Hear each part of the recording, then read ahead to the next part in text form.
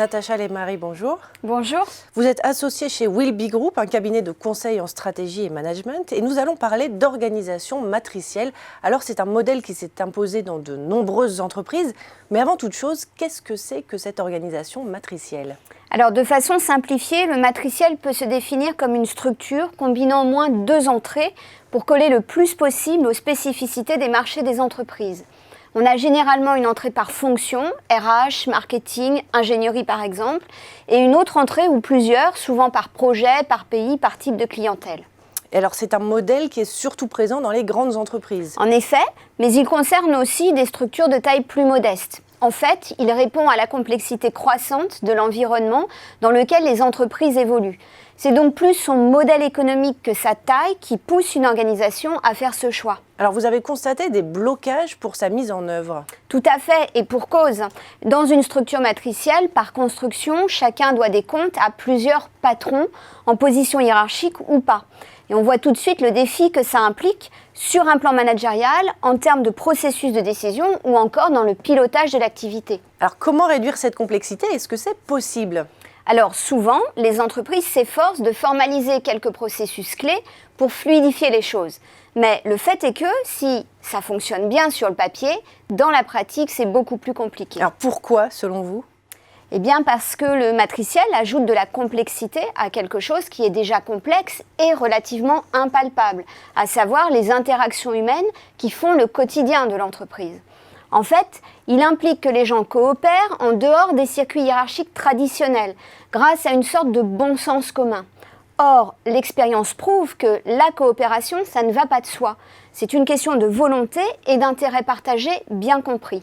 Alors ce qui bloque finalement, c'est le fameux facteur humain ?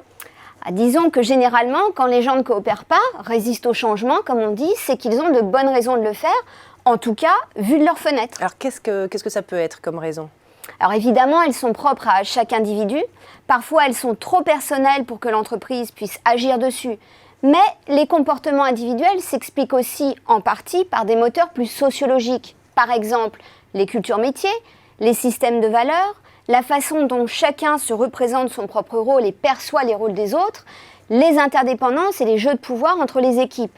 Bref, autant de choses que les dirigeants peuvent infléchir en modifiant les règles du jeu au sein de l'organisation. Mais alors comment faire quand une organisation matricielle bloque ? Alors tout d'abord, il faut se rappeler que toute organisation a une dimension formelle et une dimension informelle. Ça peut paraître banal, mais c'est encore un défi pour beaucoup de dirigeants. J'en veux pour exemple la culture d'entreprise. Elle a beau être très présente dans le discours managérial, on voit qu'elle reste le parent pauvre des projets de transformation. Au-delà de ça, évidemment, face à une situation de blocage, il n'y a pas de recette minute ou universelle. Mais il y a quand même quelques axes de travail. Alors, sans être exhaustif, je dirais d'abord revenir aux sources. Pourquoi cette organisation matricielle et quel lien avec les ambitions stratégiques de l'entreprise ? Ensuite, simplifier ce qui peut l'être. Certaines activités ne gagneraient-elles pas à être centralisées ?